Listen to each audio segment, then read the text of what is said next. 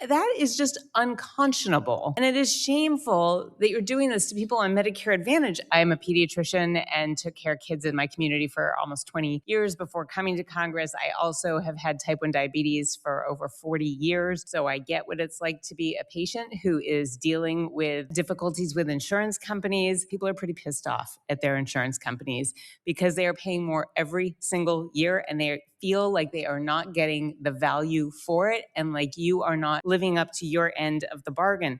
I mean, their insurance companies, your companies are charging more, paying less, and then delaying or even denying care due to abusive demands for prior authorizations, particularly when it comes to Medicare Advantage. Not only do you delay that care with prior authorization demands, you sometimes flat out deny claims after the services are already rendered. Here's an example. One of my constituents had a stroke, required hospitalization. This patient had a UnitedHealth Medicare Advantage plan, and UnitedHealth refused to pay for that hospitalization because United decided that it was medically unnecessary, overriding the doctor's own medical decision. And so now we've got this senior who's in the hospital, can't go home, stuck with a huge bill. And that is just unconscionable. And it is shameful that you're doing this to people on Medicare Advantage. I mean, they paid into the system for their whole lives.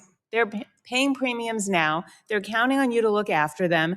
And I just want you to think about how many elderly patients who suffered a stroke can then go home and deal with sitting on hold with customer service and submitting letters in the appeals process. It took over a year, by the way, for UnitedHealth to finally pay. If a patient's physician has determined that their patient should be in the hospital after a stroke, why would UnitedHealth decline that care? I'm not familiar. I appreciate the question and very sympathetic to the situation that you described it before. I don't have specific knowledge. You don't really need specifics, like senior suffered a stroke, doctor said this guy's not safe to go home, United overruled. They should get all the care that's appropriate for them, yes. Thank you for saying that, and I will communicate that to my constituents and go to bat for them.